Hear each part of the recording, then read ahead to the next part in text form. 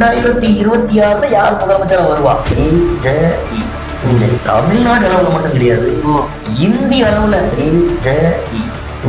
அவரு கிறிஸ்தவர் அப்படிங்கறதுனால நீங்க சொல்றீங்கன்னா, அந்த டயத்துல எப்படி 2026 பத்தி விஷயங்கள் உங்களுக்கு தெரிஞ்சது? நானா இமேஜின் பண்ண, நானா கற்பனை பண்ண ஒரு காட்சி கிடையாது. நாம் தமிழர் கட்சி சீமான் இருக்கிறாரு, ஆனா இறைவனுடைய தேர்ந்தெடுத்தல் விஜய் மேல. விஜய் மேல யாராலும் தடுக்கும். நீங்க சொல்றத பார்த்தா ஆண்டவர் நானும் விஜயோட ரசிகர்கிற மாதிரி இல்லைங்க. அரசியல் தலைவர் விஜய் என கூட்டு பேசினாலோ போக மாட்டேன். ஐயோ சார். பெயர் அன்பு கொண்ட அன்பு நெஞ்சங்களே, உள்ளங்களே, வணக்கம். நான் உங்கள் சுமங்கலி சதீஷ். இன்றைய சூழ்நிலையிலே பல்வேறு நிகழ்ச்சிகள் பரபரப்பாக போய்கொண்டிருக்கின்ற வேளையிலே நம்முடைய பாஸ்டர் பிரகாஷ் அவர்கள் 2026 சட்டமன்ற தேர்தலிலே யார் முதல்வராக வருவார்கள் என்பது குறித்து அவருடைய தீர்க்க தரிசனத்திலே கிடைத்த சில காட்சிகளையும் சாட்சிகளையும் வைத்து நம்முடைய பேச வந்துள்ளார்கள். அவர்களை முதற்கண் இங்கே நாம் வரவேற்போம். வணக்கம் பாஸ்டர் அவர்களே, உங்களை பத்தி நீங்க கொஞ்சம் சொல்லிக்கோங்க. அன்பான நேயர்களே வணக்கம். இந்த மதிப்புமிக்க நேரத்துல உங்களை சந்திக்கிறோம். நீங்களும் உங்களுடைய மதிப்புமிக்க நேரத்தை நிச்சயமாக எங்களுடைய இந்த விவாதத்தை கேட்டு பயன்பெறும்படி நீங்கள் காத்திருப்பீர்கள் என்று நம்புகிறோம். நானும் சார் சதீஷ், சுமங்கலி சதீஷ் அவர்களும் இணைந்து வரப்போகின்ற நாட்கள்ல என்ன நடக்க போகுதுன்னு எனக்கு ஆண்டவராய் இயேசு காண்பித்த அந்த தரிசனத்தை குறித்த விவாதத்தையும் தொடர்ந்து அரசியல் சம்பந்தமான சில விஷயங்களையும் அவர்கள் என்னிடத்தில் கேட்க போகிறார்கள். நான் பதிலளிக்க போகிறேன். நீங்க கேளுங்க. God bless you. பாஸ்டர், இப்போ வரக்கூடிய 2026 எலெக்ஷன்ல ஒருவர் முதல்வர் ஆவாருன்னு சொல்லி நீங்க தீர்க்க தரிசனத்துல கண்டதா சொன்னீங்க. ஆமா, ரொம்ப ஆச்சரியமா இருந்துச்சு. நீங்க சொல்லும் போது எனக்கே எப்படி கொஞ்சம் புல்லரிச்சுது. இந்த மாதிரி ஒரு விஷயத்த உங்களுக்கு தீர்க்க தரிசனம் மூலியமா கடவுளுக்கு காட்சியா கொடுத்திருக்காரு, உங்களை அதுக்கு ஒரு சாட்சியாவும் கொடுத்திருக்காரு. அதை கேள்விப்படும் போது ரொம்ப சந்தோஷமா இருக்கு. ஆனா இந்த விஷயத்த 2021 நீங்க கண்டிப்பா நான் கேள்விப்பட்டேன். அது உண்மைதானா? அந்த டயத்துல எப்படி 2026 பத்தி விஷயங்கள் உங்களுக்கு தெரிஞ்சது? நீங்க எப்படி ரொம்ப அதிர்ச்சியா ஆச்சரியமா நீங்க அதை எப்படி அப்சர்வ் பண்றீங்களோ அது மாதிரிதான் நானும் இந்த காட்சியை கண்ட போது எனக்கும் ஒரு பெரிய ஆச்சரியம். அதை நான் சொன்னாங்க, எல்லாருமே ஒரு பேரதிர்ச்சி தான், இவருக்கு என்னாச்சு அப்படின்னு கூட யோசிச்சாங்க. ஆனா நீங்க இந்த காட்சியை கண்ட உடனே எல்லாத்தையும் சொல்லிட்டீங்களா? ஆமா, என்னால சொல்லாம இருக்க முடியல. ஏன்னா அது நானா இமேஜின் பண்ண, நானா கற்பனை பண்ணின ஒரு காட்சி கிடையாது. காட்சி கண்ட விதமும் நான் கடவுளிடத்தில், அதாவது ஆண்டவரிடத்தில், இயேசுனிடத்தில் நான் கேட்ட கேள்விகளும் அந்த கேள்வியின் அடிப்படையில் நான் தோராயமாக அல்ல, மிக தெளிவாக கிளீனா நான் கண்ட காட்சி. அதனால என்னால அதை நான் உள்ள அடக்கி வைக்க முடியல. உடனே நான் எல்லாத்தையும் சொன்னா உங்களை மாதிரிதான் ஆச்சரியமா நினைச்சாங்க. ஆக்சுவலி 2026 வருஷத்தை குறிச்சு யார் முதல்வரா வருவா அப்படிங்கிற எண்ணமோ எதிர்பார்ப்போ எனக்கு கிடையாது. ஆனா அந்த எதிர்பார்ப்பு எப்படி வந்ததுங்கிறத தொடர்ந்து உங்களோட நீங்க பேசும்போது. ஆனா நீங்க இந்த விஷயத்த முதல்ல சொல்லும் போது எல்லாம் ஆர்வமா கேட்டுக்கிட்டாங்களா?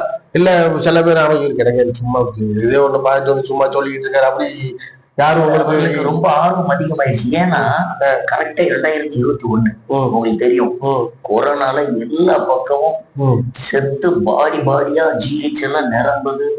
எங்க பார்த்தாலும் மரண ஓலம். சோ அந்த மாதிரியான நேரத்துல 2021 அந்த மார்ச்லதான் மீண்டு வந்துகிட்டு இருக்குது. ஏப்ரல்ல எலெக்ஷன் நடக்குது. ஆமா, மே 2ஆம் தேதி சட்டமன்ற எலெக்ஷனுடைய அந்த ரிசல்ட் முடிவுகள் ரெடியாகி வெளியாகி இப்ப முதல்வராக இருக்கக்கூடிய திரு மு க ஸ்டாலின் அவர்கள் முதலமைச்சராக பொறுப்பேற்கிறார். அவரே மாஸ்க் போட்டுட்டு வர்றாரு. ரொம்ப கவனமா தான் முதலமைச்சராக பொறுப்பேற்கிறாரு. சோ அந்த 2021 காலகட்டம் ரொம்ப கடுமையானதும், எல்லாருமே இந்த வேக்சின் தடுப்பூசி எல்லாம் போட்டுக்கொண்டு அச்சத்தோடு கூட முதல் வேக்சின் 2வது வேக்சின் போட்டுக்கிட்டு ரொம்ப பயத்தோடு இருந்த அந்த காலகட்டம். நானும் பாருங்க அந்த நேரத்துலதான் ஊழியத்துக்கு வந்தேன். அதுக்கு முன்னால வண்ண மீன்கள், கலர் மீன்களுக்கு உண்டான அந்த உணவு ஃபுட்டு அதெல்லாம் தயார் பண்ணி அதை சேல்ஸ் பண்ணிட்டு, அதை நீங்களே தயார் பண்ணிடுறீங்க? அது பண்ணிட்டு இருந்தேன். 2021 மார்ச் 7ஆம் தேதி ஊழியத்தை தொடங்கும்படி இயேசுனுடைய அழைப்பு எனக்கு வந்த உடனே, அதுக்கு முன்னால 7ஆம் தேதிக்கு முன்னால 7 நாள் உபவாசம் பண்ணி ஜெபம் பண்ணி அதை ஆரம்பிச்சேன். உபவாசம்னா நீங்க என்ன பண்ணுவீங்க? உபவாசம்னா உபவாசம் பல உபவாசம் இருக்குது. அதாவது தண்ணி குடித்துக் கொண்டு, அல்லது ஜூஸ் குடித்துக் கொண்டு, அல்லது பழங்கள் சாப்பிட்டு கொண்டு, அல்லது ஒண்ணுமே தண்ணி கூட குடிக்காம எச்சில் கூட முழுங்காம செய்யக்கூடிய உபவாசமும் இருக்குது. சோ அப்படி ஒரு 7 நாள் நாங்க ஒரு விதமான உபவாச ஜெபம் செய்தோம். நாளைக்கு செய்தோம். ஆகாரம் இல்லாம கடவுளை நோக்கி பிரேயர் பண்றதுதான் ஃபாஸ்டிங். இங்கிலீஷ்ல வந்து ஃபாஸ்டிங் பிரேயர் பண்ண, அதாவது உபவாச ஜெபம். இந்த உபவாச ஜெபம் பண்ணணும்னா நம்முடைய மாம்சம், நம்முடைய உள்ளத்துல எழுப்பக்கூடிய பலவிதமான அந்த சரீர உணர்வுகளுடைய தாக்கம் அதெல்லாம் அடக்கி நமக்குள்ள இருக்கக்கூடிய ஆன்ம சக்தி அதை வெளியில கொண்டு வரவும், தேவனோடு பேசுவதற்கு தடையா இருக்கக்கூடிய சில உணர்வுகள், இச்சையான உணர்வுகள், சில விதமான சிந்தனைகளுக்கு இடம் கொடுக்காம நம்முடைய சரீரத்தை கட்டுப்படுத்துவதுதான் உபவாச ஜெபம். சோ அப்படி ஒரு 7 நாள் நானும் என் மனைவி உபவாசம் செய்து இந்த ஊழியம் தொடங்கணும். அந்த நேரத்துல தான் ஏப்ரல்ல எலெக்ஷன் நடக்குது. ரொம்ப ரொம்ப கவனமா பாதுகாப்பா மக்கள் ஓட்டு போடுறாங்க, வாக்களிக்கிறாங்க. சோ அந்த காலகட்டத்துல எலெக்ஷன் போடும்போது எனக்கு ஒன்றும் பெருசா தோணல. நானும் போய் ஓட்டு போட்டு வந்தேன். ஆனா அந்த வாக்கு என்ற அந்த மே 2ஆம் தேதி வந்துச்சு இல்லையா, 2021 மே மாதம் 2ஆம் தேதி. அந்த நேரத்துலதான் எனக்கு காலையில எனக்கு ஒரு உணர்வு வந்துச்சு. எப்படி 8 மணிக்கு வாக்கு என்ன ஆரம்பிப்பாங்க, எப்படியும் நைட் 8 மணி வரைக்கும் கூட ரிசல்ட் வரும். ஆனா சாயந்தரம் 3 மணிக்கெல்லாம் யாரும் தெரிஞ்சிடும். ஆனா இப்ப நம்ம முழங்கால் போடிட்டு ஜெப அறைக்கு போய் கதவை அடைச்சு நம்ம ஜெபம் பண்ணணும். யார் முதல்வருங்கிறத முன்கூட்டியே ஆண்டவர் நமக்கு காமிக்கணும் அப்படின்னு எனக்கு ஒரு பெரிய ஒரு ஆசை. அதனால ஜெப அறையை போடிட்டு வீட்டுல மனைவிக்கு சொல்லிட்டு நான் இன்னைக்கு யார் முதல்வரை வர போறாருன்னு எலெக்ஷன் ரிசல்ட் வர்றதுக்கு முன்னாலேயே நான் ஜெபம் பண்ணி தெரிஞ்சுக்கிற போறேன் அப்படின்னு சொல்லி நான் ஜெப அறையை போட்டிட்டு ஜெபம் பண்ணிட்டே இருக்கேன். ரொம்ப நேரம் ஜெபம் பண்ணிட்டே இருக்கிறேன். அப்ப நான் உள்ள போகும்போதே ஒரு பெரிய குழப்பத்தோட தான் போறேன். ஏன்னா எங்க பார்த்தாலுமே திமுக தான் வெற்றி பெற போகுது, முதல்வராக ஸ்டாலின் தான் வர போறாரு எல்லாரும் சொல்றாங்க. அந்த எண்ணத்திலேயே தான் நான் போயிருக்கேன். என்னமோ தெரியல சார், ஜெபம் பண்ணிக்கிட்டு இருக்கிறேன். அப்படியே முதல்வர் ஸ்டாலின் அவர் அந்த கோட்டு போட்ட மாதிரி இந்த இடத்துல வெளிநாட்டுக்கு போனார் இல்லையா, அந்த மாதிரியான ஒரு போட்டோ அவர் வந்தனே எனக்கு ஒரு பெரிய ஷாக். உடனே எனக்கு எல்லாருமே சொன்னதுனால முதலமைச்சர் ஸ்டாலினே நினைச்சுட்டே ஜெபம் பண்ணிட்டு இருந்தனால வந்துட்டோம் அப்படின்னு ஒரு பெரிய குழப்பம் எனக்கு வந்துருச்சு பாருங்க. ஆனா ஒரு பெரிய விஷயம் என்னன்னா, சரி இதுக்கு மேல நம்ம ஜெபம் பண்ண வேண்டாம், தெரிஞ்சு போச்சு இல்லைன்னு வெளில வாரேன். எல்லா பக்கமும் முதலமைச்சர் ஸ்டாலின் தான், இன்னைக்கு அவர் தான் ஸ்டாலின் தான் முதல்வராக போறாருன்னு அந்த எலெக்ஷன் ரிசல்ட் வந்துகிட்டே இருக்கு. சோ என்ன பண்ணாலும் எனக்கு அந்த குழப்பம் தீரவே இல்லை. ஆண்டவர் தான் காமிச்சாரா, அல்லது எல்லாருமே முதலமைச்சரா இந்த திமுக தான் வரும்னு சொல்றதுனால அதுவே நம்ம மண்டையில ஏறினதுனால நம்ம ஜெபம் பண்ணும்போது அப்படி நம்மளே பார்த்துட்டுமா, எனக்கு ஒரு பெரிய குழப்பம். அப்ப அந்த குழப்பம் மாறணும்னா ஒரே வழி, இப்ப இன்னைக்கு முதலமைச்சரை யார் வருவாரு நீங்க காமிச்சிட்டீங்க, 2026 யார் முதலமைச்சரா வருவா அதை எனக்கு காமிச்சா நான் அப்ப நம்புறேன் அப்படின்னு சொல்லிட்டு சோபரப்படாத பிரேயர் ரூம் கதவுலாம் அடிச்சுலாம் ஜெபம் பண்ணல. அந்த ஹால், என் வீட்டினுடைய அந்த ஹால்ல இருக்கக்கூடிய ஒரு சோபால உட்கார்ந்துக்கிட்டு கண்ணை மூட டக்குன்னு ஒரு முகம் வந்து போச்சு சார். என்னால அப்ப ஸ்டாலின் வந்தது நம்ப முடியல, இப்ப இவர் முகத்தை காமிச்சதை என்னால சுத்தமா நம்பவே முடியல. அப்படி என்ன முகம் நீங்க கேட்டீங்கன்னா ஆச்சரியப்படுவீங்க. இந்த விஷயத்தை நம்புறதுக்கு நீங்க 2026 தேர்தல்ல இயேசுவே யாரு அந்த முதல்வர்னு காட்டினா நான் இதை நம்புறேன் அப்படின்னு சொன்னதுக்காக அந்த ஆனா இப்ப சுத்தமா நம்ப முடியல, நம்பாம இருக்கவும் முடியல. அதே நேரத்துல இது உண்மை என்ன ஆனாலும் சரி இவர் தான் வரப்போறாருன்றது என்னுடைய இருதயத்துல முழுமையா நான் நம்பினேன். அவர் வேற யாரும் இல்ல சார், நடிகர் விஜய். ரொம்ப நீங்க சொல்லும் போது எனக்கே கொஞ்சம் உற்சாகமா இருக்கு. எனக்கு ஒரு அதிர்ச்சி. அதாவது என்னன்னா, இப்போ அவருடைய எல்லா விதமான அந்த நேற்று கோவையில நடந்த முகவர் கருத்தரங்கா இருக்கட்டும், இல்லாட்டா மாநாடா இருக்கட்டும், அல்லது அம்பேத்கர் நூலகம் அந்த நூல் வெளியீட்டு விழாவா இருக்கட்டும், அதுல வந்த அதே காஸ்டியூம், அதே முகபாவனை, அதே அந்த ஹேர் ஸ்டைலு, அதே அந்த பேஸ் எஃபெக்ட் நான் பார்த்தது எனக்கு ஒரு பெரிய உடனே ஒய்ஃப் கூப்பிட்டு தங்கம், அந்த மாதிரி ஒய்ஃப் பேர் தங்கம்னு செல்லாம கூப்பிட்டு தங்கம், அந்த மாதிரி முதல்வர் மு.க. ஸ்டாலின் இன்னைக்கு வந்து அவர் தான் வின் பண்ண போறாரு அப்படின்னு சொல்லி எனக்கு ஜெபத்துல தெரிஞ்சது இல்ல, நான் நம்பல. இந்த மாதிரி எல்லாரும் சொல்றாங்க, அந்த எண்ணத்துல போனதுனாலதான் எனக்கு அப்படி தெரிஞ்சிருச்சு. அதனால 2026 யார் வர்றானே நீங்க காமிச்சீங்கன்னா இன்னைக்கு காமிச்சது நீங்க தான் அப்படின்னு நான் நம்புவேன்னு சொல்லி இந்த சோபால இந்த பக்கம் உட்கார்ந்து ஜோம் பண்ணிட்டு இருந்தோமா, ஒரு செகண்ட்ல பிளாஷ் வந்து நடி விஜய் ஆர்டர் காமிக்கிறாருன்னு ஒரு எஃபெக்டுமே இல்லை. நீங்க எவ்வளவு எஃபெக்ட் கொடுக்குறீங்க, பாத்துட்டு இருக்கிறவங்க எவ்வளவு எஃபெக்ட் கொடுக்குறாங்கன்னு தெரியாது. ஒரு எஃபெக்டுமே இல்லை. ஏன்னா அது ஒரு நைட்டு 9 10 மணி இருக்கும். தூங்கிட்டு இருக்கிறாளையோ அல்லது வேற ஒரு அதான்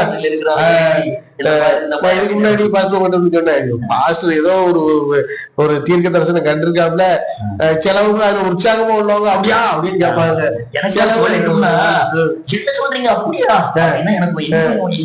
எனக்கு கட்டாயம் அத மத்தவங்க செய்யறதுனால வீட்டுல அக்கா செஞ்சிருக்கணும். ஒய்ஃப் தான் காலையில மார்னிங் பிரே 5 மணில இருந்து 6 மணி அந்த நேரத்துல போய் மக்கள்கிட்ட சொல்லிட்டு இருக்கிறேன். இந்த மாதிரி நேரத்துல நான் வந்து ஜோ பண்ணிட்டு இருக்கும்போது டக்குன்னு நடிகர் விஜய் தான் அடுத்த முதல்வர் ஆண்டு காமிக்கிறாரு அப்படிங்கிற அங்கேயும் ஒரு எஃபெக்ட் இல்லை.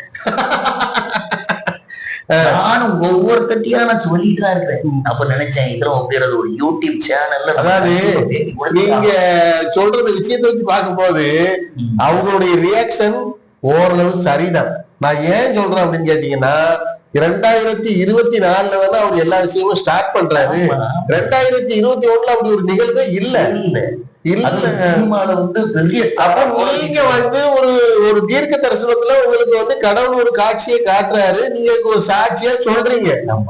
அப்போ அவங்க எல்லாரும் மனிதர்கள் தானே யோசிப்பாங்கல்ல, என்ன பாஸ்டர் ஏதோ சொல்றாரு அப்படி. அப்ப அவர் விஜய் கட்சி ஆரம்பிச்சாரோ, கட்சி ஆரம்பிக்கிறது சும்மா போட்டு அப்படிங்கிற ஒரு கட்சி ஆரம்பிச்சவரா இருக்கிறாரு. நான் வந்து சரி அவர் தான் வருவார்னு யூகிச்சு சொல்லிட்டேன், அதுக்கு நானா கணித்து சொல்லிட்டேன் அப்படின்னு கூட எடுக்கலாம்.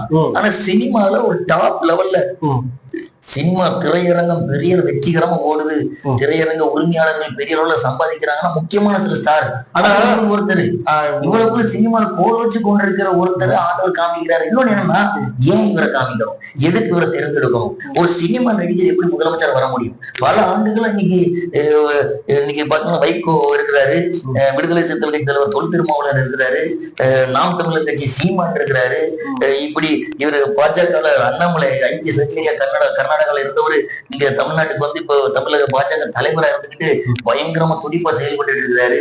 காங்கிரஸ் தலைவர்கள் செயல்பட்டு இருக்கிறாங்க. இன்னைக்கு எல்லா கட்சிகளும் இவ்வளவு தீவிரமா செயல்பட்டு இருக்கும் போது ஒரு சினிமா நடிகரா இருக்கக்கூடிய ஒருத்தர் எப்போ வருவாருன்னு தெரியாது. 2026 வரணும்னா அவர் இப்போ வரணும், இப்பவும் வரல, அதுக்கப்புறம் வரல. 2024 பிப்ரவரியில தான் கட்சி ஆரம்பிக்கிறாரு. அதுக்கு முன்னாடி வரைக்குமே எனக்கு ஒரு நம்பிக்கை இருந்துச்சு, காமிச்சா அவர் சொன்னபடியே நடக்கும் அப்படின்னு.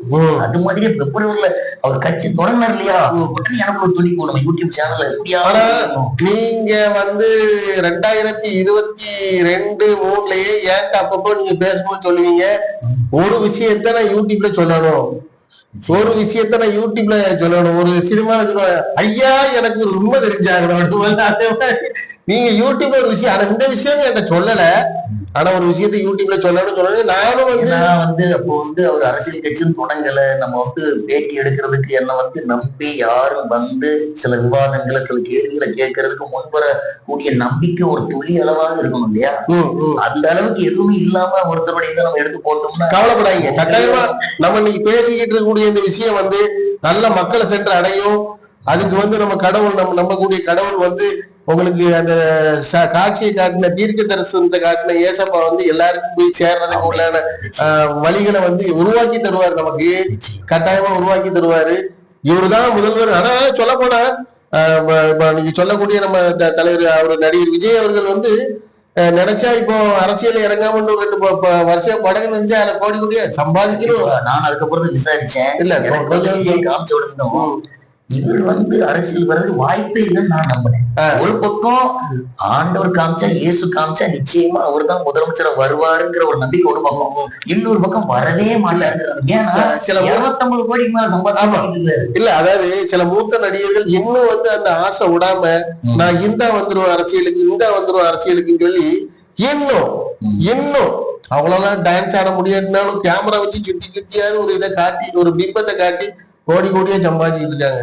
நாளைக்கு கட்டில படுத்தாலும் கட்டில படுக்க வச்சு சுத்தி காட்டி கூட கோடி கோடியா சம்பாதிக்க. அப்படி பணத்தாசை உள்ள மனிதர்களுக்கு மத்தியில இன்னைக்கு வந்து நீங்க சொல்ற மாதிரி நடிகர் விஜய் அவர்கள் வந்து இன்னைக்கு அவரு இன்னொரு வாலிப பையன் மாதிரிதான் இருக்காரு. அவர் நடிச்சா 50 வயதுலயே அவர் இளமையா தானே தெரியல, அப்படி ஒண்ணும் வயசான மாதிரி ஒண்ணும் தெரியல. அவர் நினைச்சா இன்னும் எத்தனையோ படங்கள் நடிக்கலாம், கோடி கோடியே படத்து மேல அதிக பற்று இருந்துச்சுன்னா இன்னும் நடிக்கலாம் கோடி கோடி. ஆனா மக்கள் பணி செய்யணும்னு ஆசைப்பட்டு வந்திருக்காரு. உண்மையில அதுதான். அதாவது என்னன்னா, எனக்கு ஆண்டவர் காமிச்ச அந்த தரிசனமும் இவர் அரசியலுக்கு வருவதும், இவருடைய பின்புலமும், இவருடைய சம்பளம் ஒரு படத்துக்கு இவ்வளவு விட்டுட்டு மக்கள் சேவை செய்ய வர்றதும், மக்களுடைய பார்வை இதுக்கு முன்னாடி எத்தனை பேர் வந்திருக்காங்க. எம்.ஜி. ராமச்சந்திரன் வந்திருக்கிறாரு. பெரிய அளவுல அவர் இன்றைக்கும் அரசியல் தலைவர் சொல்லிட்டு இருக்காங்க, எல்லாம் எம்ஜிஆர் ஆக முடியுமா சொல்றாங்க. ஆனா உண்மையாகவே யாராலையுமே ஜீரணிக்க முடியாது 2026 எலெக்ஷன் ரிசல்ட். அந்த அளவுக்கு கூட்டணி சேர்ந்தாலும் சரி, கூட்டணி சேராட்டாலும் சரி, தனி பெரும்பான்மையில விஜய் வெற்றி பெறுவார். அதுதான் 100 உண்மை.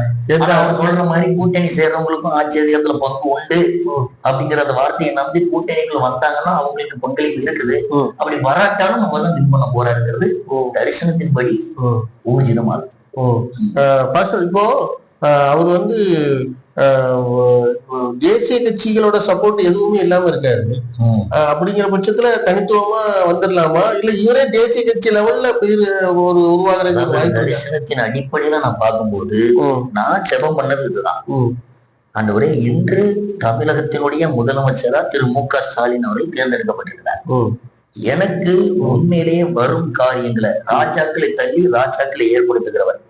ஒரு நாட்டுல ராஜா மக்கள் தான் தேர்ந்தெடுக்கிறோம். மக்களாட்சி, மக்கள் ஓட்டு உரிமை, மக்கள் வாக்களித்துதான் ஒரு தலைவரை முதலமைச்சராகவோ அவங்களுடைய பகுதியுடைய எம்எல்ஏவோ அல்லது எம்பியாகவோ கவுன்சிலராகவோ அல்லது வேற யாராகவோ தேர்ந்தெடுக்கிறாங்க. ஆனா இந்த தேர்ந்தெடுப்பதெல்லாம் கடவுளுடைய சக்தி இருக்குது, கட்டாயமா இயேசுவினுடைய திட்டம் இருக்கிறது. சோ அதன் அடிப்படையில் நான் என்ன ஜெபம் பண்ண தெரியுமா, நான் இப்ப கேட்கிற நபர் தமிழ்நாடு அளவுல மட்டும் கிடையாது, இந்திய அளவுல அசைக்கக்கூடிய ஒரு நபரா இருக்குன்னு தான் கேட்டேன். அப்போ விஜய காமிச்சாருன்னா எனக்கு என்ன தோணுதுன்னா, நீங்க முதலமைச்சரா இருப்பாரு, நீங்க பிரேயர் பண்ணும் போதே தேசிய அளவுல இப்படிதான் நான் கேட்டேன். அதாவது மாநில அளவிலையும் தேசிய அளவிலையும் பெரிய அளவுல அசைக்க முடியாத சக்தியா இருக்க போற அந்த நபர் யார்? ஆனா உங்க மனசுல வேற வச்சுட்டு நீங்க கேட்டிருக்கீங்க, சரி இங்க ஒருத்தர் காண்பாரு, அங்க ஒருத்தர் காண்பாரு, ஒரே நபர் தேசிய அளவுல சப்போர்ட்டில் உள்ள யாரையும் ஒருத்தர் காமிக்க போறாரு. என்ன நடக்க போகுது அப்படின்னா, இவருடைய இந்த ஆட்சி ஏற்கனவே நேற்றைய தினத்துல அந்த முகவர் கருத்தரங்கு மாநாட்டுல நடந்த சில விஷயங்களை நான் கவனிச்சுட்டு இருந்தேன். சுத்தமான ஆட்சியை வழங்குவோம், கிளீன் கவர்மெண்ட் அப்படிங்கிற வார்த்தையை ரொம்ப அழுத்தமான நடவடிக்கைகள் மக்கள் முதலமைச்சரை தேர்ந்தெடுக்கப்பட்ட சில ஆண்டுகள்லயே நாடாளுமன்ற தேர்தல் எம்பி எலெக்ஷன் வரும். சோ அதுக்குள்ள இந்திய அளவிலேயே ஒரு குறித்த ஒரு பேச்சு, ஒரு குறித்த ஆட்சி அதிகாரம், இவருடைய அந்த ஆட்சியினுடைய நிர்வாகத்திறன், அட்மினிஸ்ட்ரேஷன், இவருடைய அந்த செயல்பாடுகள் உன்னிப்பா வட இந்தியா தென்னிந்தியா முழுவதும் கவனிக்கும் பட்சத்துல ஏற்கனவே இப்ப கேரளாவில் ஒரு பெரிய மாசு உங்களுக்கு தெரியும். கடந்த முறை ஏதோ ஒரு படத்துக்காக ஷூட்டிங்காக திருவனந்தபுரம் போன போது திருவனந்தபுரமே ஸ்தம்பிச்சு போச்சு தெரியும். மக்கள் கூட்டத்துல அவருடைய கார் அவர் போயிட்டு அந்த இனோவா கிறிஸ்டா லேட்டஸ்ட் கார் சப்பி போயிட்டு முன்பகுதி அந்த அளவுக்கு ஒரு பெரிய கிரௌடு. சோ என்ன நடக்க போகுதுன்னா, மலையாளிகள் கேரளா மட்டும் கிடையாது, தென்னிந்தியா வட இந்தியா எல்லா பக்கமே விஜய்ங்கிற பேர் ஒழிய. அவர் ஏற்கனவே ஒரு பாட்டு, அந்த பாட்டை பார்த்தேன், 3 எழுத்து மந்திரம்னு. அதாவது 3 எழுத்து மந்திரம் சொல்லி எம்ஜிஆர் நிறைய பேர் பேரை சொல்லுவாங்க. இவருடைய பேரும் வி தமிழ்ல விஜய். சோ இந்த 3 எழுத்து மந்திரங்கிறதான் சுவிச்சமா பாடி இருப்பாரு. 3 எழுத்தில் என் மூச்சு இருக்கும், அது முடிந்த பின்னாலும் என் பேச்சு இருக்கும். இவரும் தன்னுடைய அதாவது கொள்கை பாடலையே அந்த 3 எழுத்தினுடைய அந்த ரகசியத்தை உள்ள கொண்டு வராங்க பாத்தீங்களா. சோ என்ன நடக்க போகுதுன்னா, இந்திய அளவிலேயே இன்னைக்கு ட்ரெண்டிங்ல போய்கிட்டு இருக்கு. யூடியூபோ மற்ற பேஸ்புக்கோ இன்ஸ்டாகிராமோ ட்விட்டரோ அல்லது மற்ற விதமான சமூக வலைதளங்கள்ல அவருடைய பேரும் மாற்றுறதே கிடையாது. நம்ம நேற்று பாருங்க, அவ்வளவு பெரிய அந்த பால்காம் பிரச்சனை ஓடிக்கிட்டு இருக்கும் போது இங்க விஜயனுடைய காரியம் தான் எல்லா பக்கமும் ரொம்ப பிரம்மாண்டம் முடிச்சிருக்கு. எல்லா தொலைக்காட்சிகளும் இதுவரைக்கும் தேமுதிக தலைவர் விஜயகாந்த் ஒரு மாநாடு நடத்தும் போதோ அல்லது மற்ற நேரங்களிலோ முழு ஒளிபரப்ப செஞ்சதே கிடையாது. இடையில பிரேக்கிங் நியூஸ் எல்லா டிவிலுமே இவருடைய கம்ப்ளீட்டா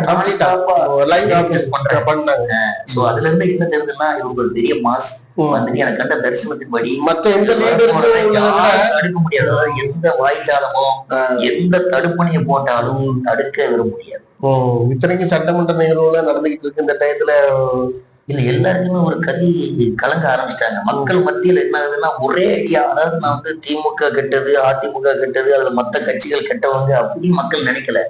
மக்கள் ஒரு புதிய நபரை தேர்ந்தெடுக்கிற ஒரு முடிவு வந்துட்டாங்க. அரசியல் கட்சியில இத்தனை கட்சி தலைவர்கள் இருக்காங்க. இப்போ அரசியல் களத்துல பிஜேபியின் சார்பா அண்ணாமலை போட்டியிட, அண்ணாமலை ஒரு பக்கத்துல இறங்கி ஸ்பீடா செயல்படுறாரு. அதே மாதிரி ஆளுங்கட்சியை எடுத்துக்கிட்டீங்கன்னா உதயநிதி ஸ்டாலின் இருக்காரு.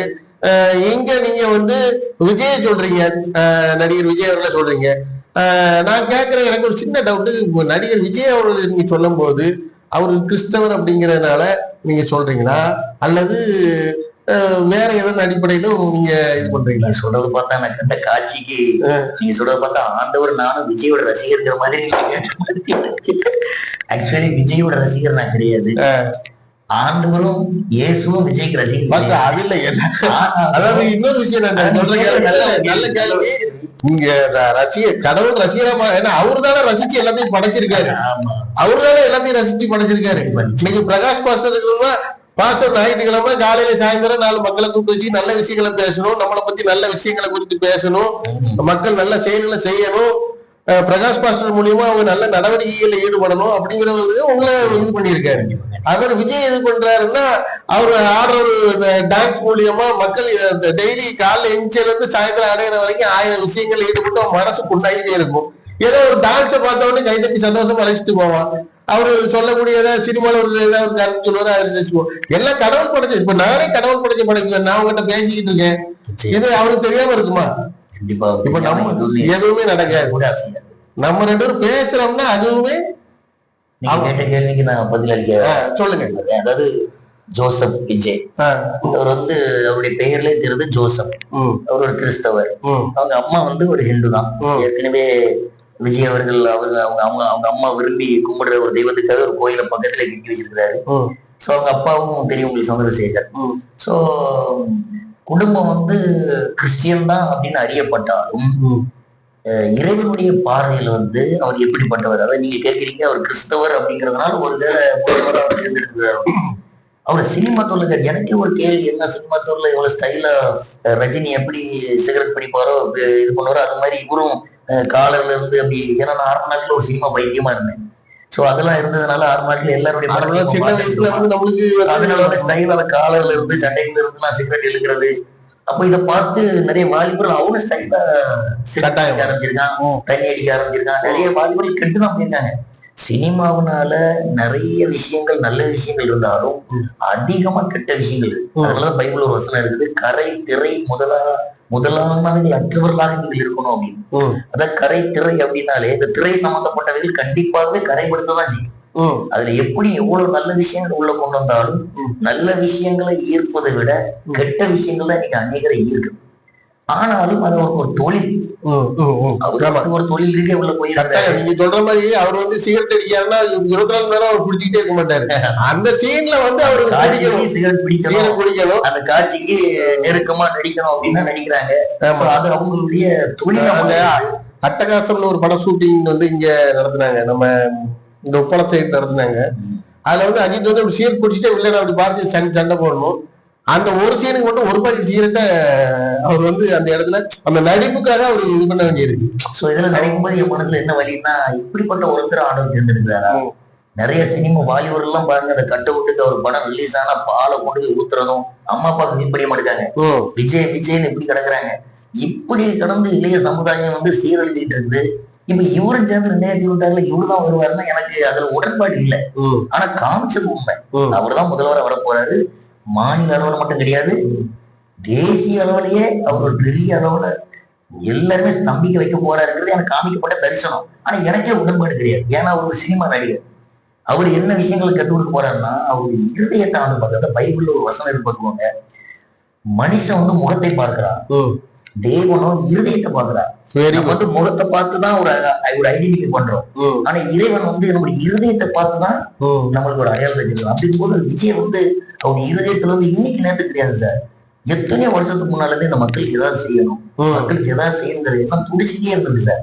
இதை பார்த்துதான் இவனை உள்ள போட்டு வரணும் சார். இவன்கிறதுனால அந்த தெய்வனுடைய பார்வையில நான் சொல்றேன், ஏன்னா எல்லாருக்குமே நம்ம மரியாதை கொடுத்து கட்டாயமா. சோ இறைவன் என்ன நினைச்சிருக்கிறாரு, இயேசு என்ன நினைச்சிருக்காருன்னா இவரை கொண்டு வரணும். இவருடைய இருதயத்துல வந்து சுத்தமான இருதயமா இருக்குது, கை சுத்தமான கையா இருக்குது. நிச்சயமா தமிழ்நாட்டுல எல்லாத்துக்குமே, அதாவது எல்லா விதமான மக்களுக்கும் தேவையான நலத்திட்டங்களையோ இந்திய அளவுல, ஏன்னா இந்தியாவுடைய ரட்சிப்பு, இந்தியாவுடைய எழுப்புதல், இந்தியாவுடைய மனம் மனம் திரும்புதல், இதுகளுக்காக இரவு பகலா பல மக்கள் ஜெபம் பண்ணிட்டு இருக்கிறாங்க. சோ இதுக்கு ஏற்ற வகையில் ஒரு தலைவரையும் ஆண்டவர் கொண்டு வரோம். சோ அதுக்காக கூட இருக்கலாம். ஆனா அவர் அந்த அளவுக்கு பக்தியான ஆளா தெரியல. இடையில அவங்க அப்பா பேசும்போது, என் மகன் டெய்லி பைபிள் இருக்கிற ஒரு வசனம் படிக்காம எங்கேயும் போக மாட்டான், என் மகனுக்கு பைபிள் தான் உயிர் அப்படின்னு அவங்க அப்பா சந்திரசேகர் பெரிய டைரக்டர் விஜயகாந்த் தூக்கி விட்டவர், விஜயகாந்த் இவரை தூக்கி விட்டாரு அப்படின்னு சொல்லுவாங்க. சோ அதனால என்ன விஷயம் அப்படின்னா, அவர் வந்து பைபிளுக்கும் வேதத்துக்கும் இறைவனுக்கும் பக்திக்கும் ரொம்ப முக்கியத்துவம் கொடுக்குறவங்க அன்புக்கு ரொம்ப முக்கியத்துவம் கொடுப்பாங்க. நீங்க பாருங்க, மக்களை இவ்வளவு ஈஸியா நேற்று பாக்குற அந்த கோவை முகவர் கருத்தாரு, அதுக்கு மரத்துல இருந்து ஒருத்தன் பொத்துன ஒரு நாள் விழுந்துட்டா அதிர்ச்சி ஆகல. என்ன பண்ண முடியும் பாருங்க. ஒய் பிரிவு பாதுகாப்பு கொடுத்திருக்கு, ஒருத்தருமே இது கிடையாது. மத்திய அரசு கொடுத்த ஒய் பிரிவு பாதுகாப்பும் கிடையாது, போலீஸும் கிடையாது. மக்கள் தான் அந்த வாலிபர்கள் அவ்வளவு கர்ஜித்து கொண்டிருந்தாலும், சிங்கம் மாதிரி கர்ஜித்து கொண்டிருந்தாலும் அவங்க தன் தலைவனுக்கு எவ்வளவு பெரிய பாதுகாப்பு கொடுக்குறாங்கன்றத நான் பார்த்தேன். அவ்வளவு பக்கத்து வரைக்கும் வந்து அவர் கையால அந்த சாலையை வாங்குறதுக்காக அவன் அவ்வளவு ரிஸ்க் எடுக்கலாம்.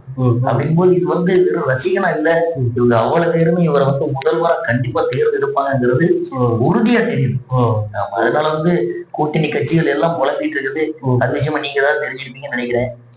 அதாவது புலம்பிக்கிட்டு இருக்காங்கன்னா, நேற்று கூட அந்த அதிமுக உள்ள அவரு ராஜேந்திர பாலாஜி அமைச்சர், அவரு கூட நேற்று சொன்னாரு, நான் வந்து நடிகர் விஜய் வரும்போது நான் கூட ஓரமருந்து பார்க்கணும்னா கூட நான் பார்ப்பேன், ஆனா ரசிகர்கள் கூட்டம் ஓட்டா மாறாது அப்படிங்கிற மாதிரி பேசியிருந்தாரு. அதாவது மக்களுடைய மனங்களையே உளவியல் ரீதியா எப்படியாவது கொலாப்ஸ் பண்ணணும் அப்படின்னு சொல்லி எல்லா கட்சிகளும் செயல்பட தொடங்கிடுச்சு.